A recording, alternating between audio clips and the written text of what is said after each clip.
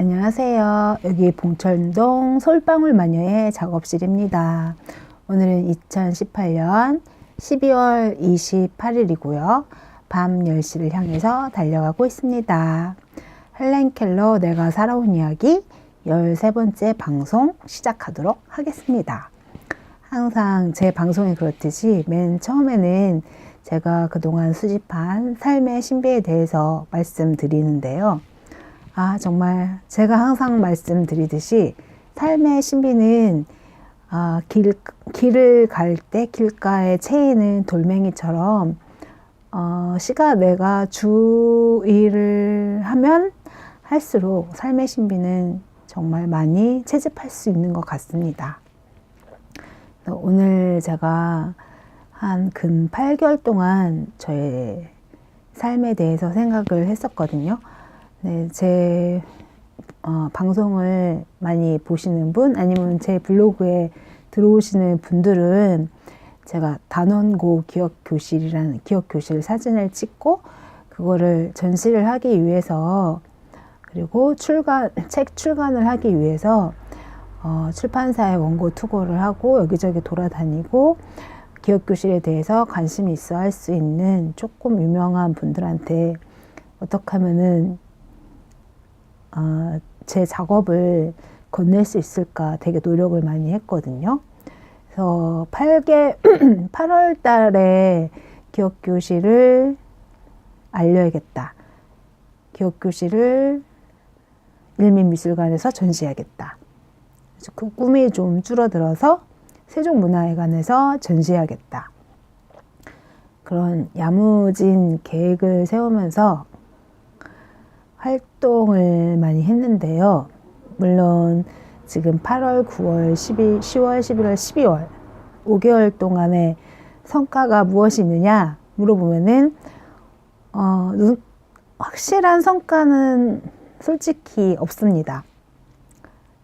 그렇지만 저의 그간에 살아온 40년의 삶에 되게 획기적인 변화?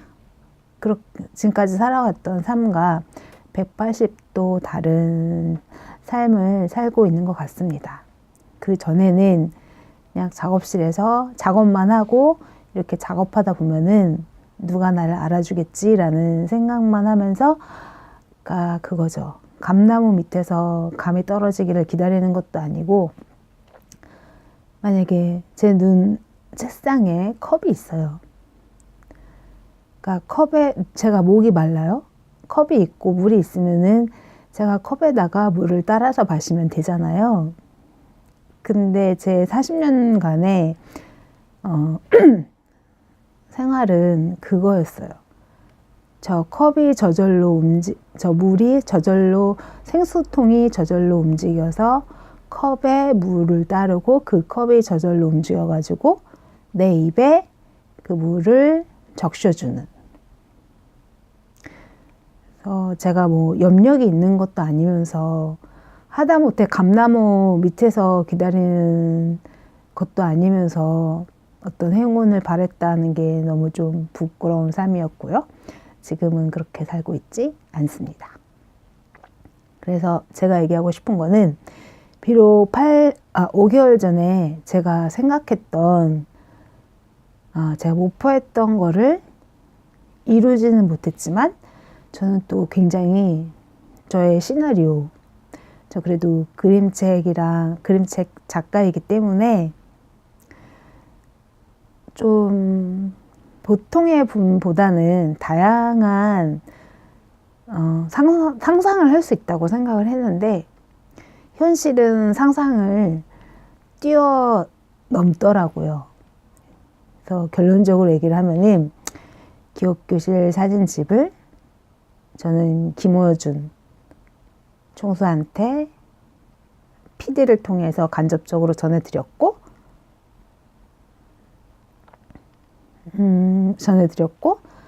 그리고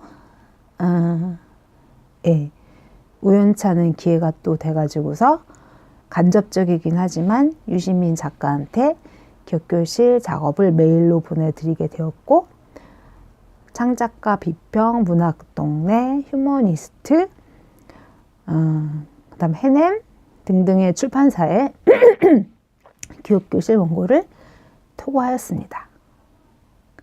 물론 반려는 됐지만 그래도 제가 기억교실을 전시를 하고 싶고 출판하고 싶은 가장 큰 취지는 많은 사람들이 봤으면 좋겠다는 게 저의 취지였었거든요. 그래서 비록 반려가 되긴 했지만 굉장히 많은 출판 관계자들이 검토를 하게 된 거죠. 그러니까 진지하게 기억교실을 보았다고 할 수 있습니다. 100% 만족하는 건 아니지만 저는 제가 상상했던 것 이상으로 상상했던 것 이상의 일들이 일어나고 있다고 생각을 합니다. 아참, 지구만큼 슬펐다라는 신철규 시인님에게도 기억교실 사진집을 보여드리게 됐네요. 예. 그래서 제가 말씀드리고 싶은 거는 꿈을 꾸고 현재에 집중을 하면은, 그러니까 그 꿈에 아둥바둥하는 게 아니라 그 꿈이 이루어져야 될 텐데 언제 이루어지지? 이루어지지 않으면 안 되지? 그럴 것이 아니라 큰 자기의 꿈을 그리고 하루하루 이렇게 하면 되지 않을까? 저렇게 하면 되지 않을까? 이런 방법은 어떨까? 저런 방법은 어떨까? 자기가 한 걸음 한 걸음 걸어가다 보면은 내가 생각한 시나리오가 아닌 정말 우주가 생각한 시나리오라고 해야 되나요? 상상할 수 없는 시나리오가 저에게 펼쳐진다는 사실을 저는 깨달았습니다. 그리고 이거는 저만이 아니라 제가 계속 책 해설을 해드리는 헬렌 켈러라는 저보다 100년은 앞서서 살았던 분의 삶의 궤적에서도 발견할 수 있습니다. 예. 아이고. 여전히 춥네요. 오늘도 좀 3, 4분 이내로 짧게 하려고 했는데 사설이 너무 길어졌네요. 예. 다음에는 한 3분 이내로 짧게 하도록 노력을 하겠습니다. 헬렌 켈러 내가 살아온 이야기 낭독하고 해설하도록 하겠습니다. 이제 헬렌 켈러가 단어에 대해서 그리고 추상적인 단어까지 알게 된 거예요. 그럼 단어를 알면은 그 다음에 배워야 할 것은 뭘까요? 단어와 단어를 연결하는 거죠. 그래서 단어와 단어를 연결하면은 문장이 되는 거잖아요. 그럼 문장에 대해서 배우는 방법, 학습 방법에 대해서 제가 읽고 해설해 드리도록 하겠습니다.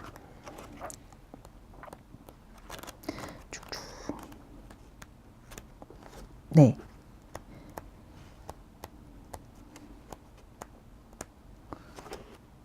내가 받은 교육에서 그 다음으로 중요한 단계는 읽기를 배운 것이다. 내가 몇 가지 단어의 철자를 알게 되자 선생님은 내게 활자가 도드라지게 인쇄된 마분지 조각을 주셨다. 나는 그 각각의 인쇄된 낱말이 어떤 삶을, 어떤 행동, 어떤 성질을 나타낸다는 것을 재빨리 익혔다. 짧은 문장을 단어 하나하나를 어순대로 늘어놓을 수 있는 판이 있었는데 이 판의 문장을 만들어내기 전에 먼저 나는 사물 하나하나에 그 마분지 카드를 사용했다. 가령 침대 위에 인형이 있다 라는 문장을 만들어내기 전에 해당되는 사물 위에 그 이름 카드를 올려놓는 것이다. 그러니까 인형, 있다, 위에, 침대를 가르치는 카드를 찾은 다음 인형 옆에 있다, 위에, 침대라고 쓴 카드를 늘어놓은 셈이다. 말하자면 만들려고 하는 문장에 해당하는 물건 옆에 카드를 늘어놓음으로써 그 그 문장이 뜻하는 것을 표현하여 한 문장 한 문장을 익혀나갔다. 하루는 선생님께서 나는 앞치마의 소녀라는 카드를 꽂고 옷장에 서 있다 라고 말씀하셨다. 나는 선반 위에 있다. 속에 옷장이라는 쓴 카드를 찾아 올려놓았다. 이 놀이가 너무나도 재밌어서 한 번 시작하면 몇 시간이고 지칠 줄 모르고 계속했다. 그러므로 방 안의 모든 물건이 어떤 문장을 가리키는 물건들로 가지런히 정돈되곤 했다. 이로써 인쇄된 마분지 카드에서 인쇄된 책으로 옮아가는데 이제 한 발짝 정도만 남은 셈이다. 나는 곧 읽기 첫걸음이라는 책에서 아는 낱말을 찾아다니게 되었다. 아는 낱말을 발견할 때마다 숨바꼭질을 하며 놀 때처럼 즐거웠다. 그렇게 나는 읽기를 배웠다. 바야흐로 문장이 끊어지지 않고 이어지며 하나의 이야기가 펼쳐지는 책을 읽기 시작했을 때의 일에 대해서는 나중에 쓰기로 하겠다. 이 장에서 제가 다시 한번 강조하고 싶은 문장을 읽어보도록 하겠습니다. 그렇게 나는 읽기를 배웠다. 바야흐로 문장이 끊어지지 않고 이어지며 하나의 이야기가 펼쳐지는 책을 읽기 시작했을 때의 일에 대해서 나중에 쓰기로 하겠다. 나중에 쓰기로 하겠다고 헬렌 켈러가 말하긴 했지만 저는 이 부분이 굉장히 중요하다라는 생각이 들거든요. 그러니까 문장이 끊어지지 않고 이어지며 하나의 이야기가 펼쳐진다. 그러니까 헬렌 켈러가 그 전에 읽기 전에는 단순한 것들만, 단순한 단어들, 나는 사과를 먹는다, 뭐 이런 거, 나는 방에 있다, 이렇게만 아는 건데 이 두 개가 만약에 붙어 있다고 생각을 해봐요. 나는 방에 있다, 나는 사과를 먹는다. 얘는 조금 비유가 확실하지 않은데 가령 예를 들면 그래요. 나는 칼을 들고 있었다. 그녀는 떨고 있었다. 이 각각의 단어는 어쩌면 다른 상황일 수도 있잖아요. 나는 칼을 들고 있었다. 그녀는 떨고 있었다. 각각의 문장만 얘기하면은 그녀가 왜 떨지? 추워서 떠나? 그렇게 생각할 수 있고, 나는 칼을 들고 있었다. 나는 사과를 깎으려고 하나 보다. 연필을 깎으려고 하나 보다. 이렇게 상상을 할 수 있잖아요. 근데 이 두 문장을 이어서 이야기하게 되면은 나는 칼을 들고 있었다. 그녀는 떨고 있었다. 그러면은 단순하게 두 문장을 붙였을 뿐인데 그 사이에 우리가 상상할 수 있는 여지가 생기는 거예요. 굉장히 다른 의미로 다가오죠. 그러니까 이 엄청난 것을 또 헬렌 켈러는 알게 되었습니다. 저는 헬렌 켈러 내가 살아온 이야기를 읽으면서 피카르트의 인간과 말이라는 책을 함께 읽고 있거든요. 근데 너무너무 도움이 되는 것 같아요. 그래서 언어라는 게 너무 평범해서 생각을 못 했었는데 언어가 무엇인지, 언어의 신비가 무엇인지에 대해서 되게 시적으로 쓰신 피카르트의 그 깊은 식견을 통해서 헬렌 켈러가 언어를 배우는 과정에 대해서 더 저는 세심한 시각, 깊은 시각으로 볼 수 있게 되었습니다. 그래서 이 문장과 문장을 이 끊어지지 않는 것을 읽는 것이 얼마나 중요한지에 대해서 피카르트가 인간과 말에 대해서 쓴 몇 가지 단락의 글들을 제가 읽어보도록 하겠습니다. 인간과 말 81페이지. 언어는 단순한 기호의 모임이 아니다. 만약 그렇다면 인간 스스로가 기호나 숫자에 불과해질 것이다. 단순한 수량 말고는 다른 아무것도 표현하지 못하는 숫자. 거기에는 아무런 운명도 작용하지 않는다. 대신 오용된 숫자로 인한 불운이 있을 뿐이다. 그리고 숫자가 0에 이르면 그때 죽음이 온다. 되게 시적이고 아름답지 않으세요? 언어와 숫자를 비교한 거는 전 처음인 것 같아요. 예. 브리스 파랭은 말했다.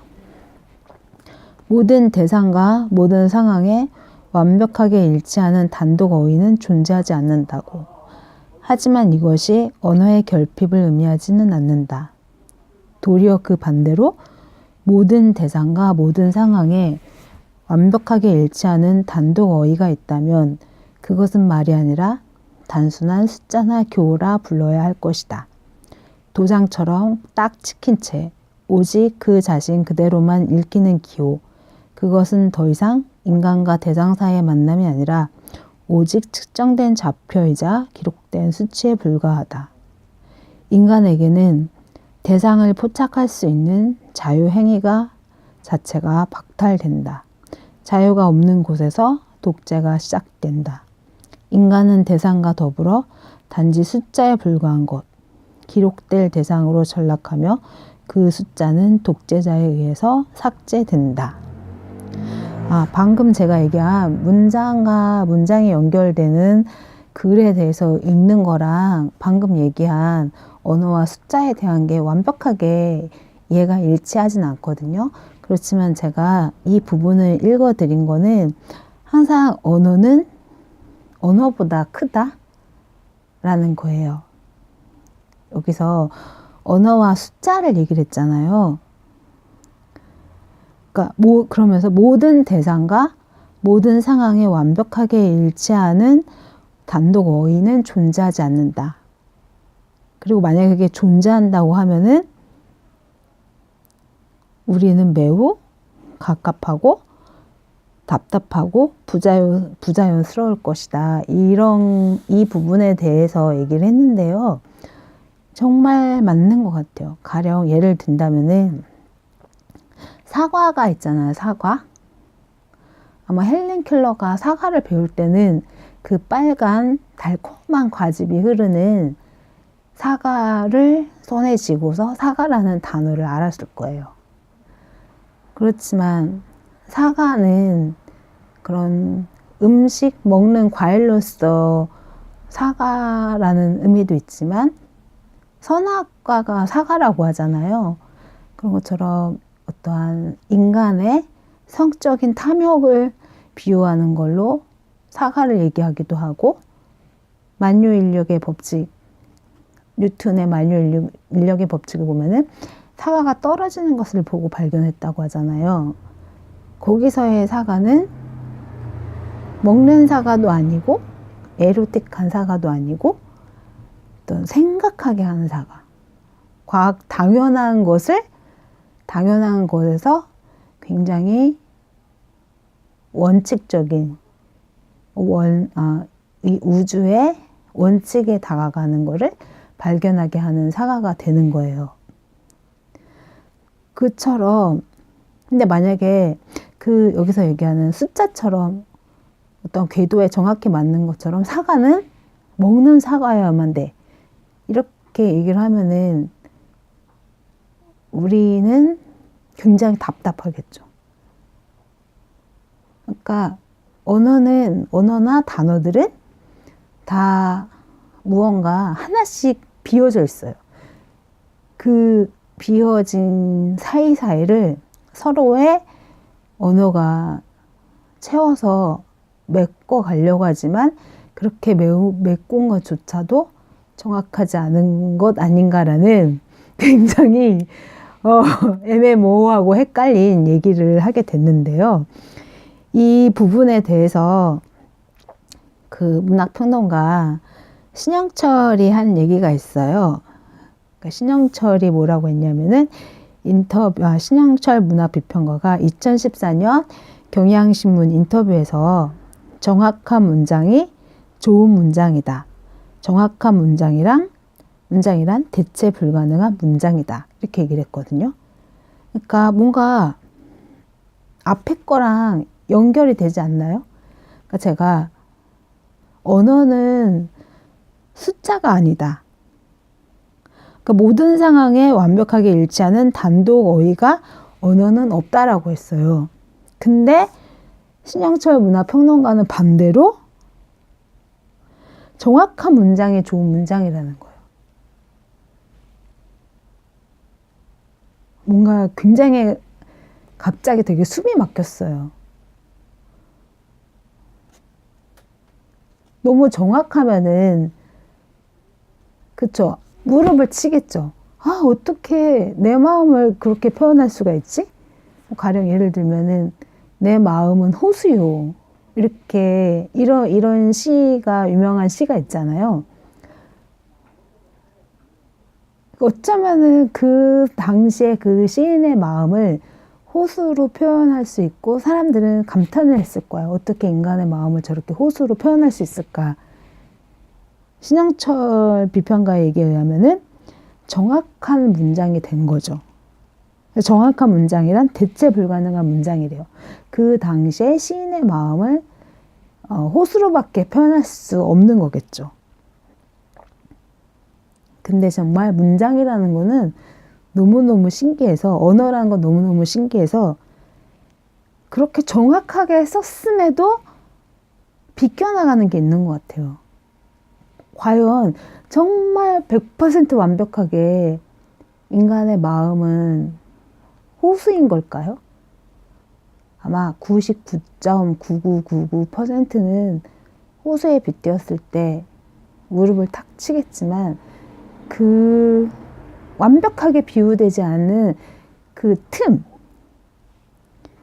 공간, 여백, 그게 아이러니하게 그 시를, 언어를 살아 숨쉬게 하는 건 아닐까라는 생각을 합니다. 제가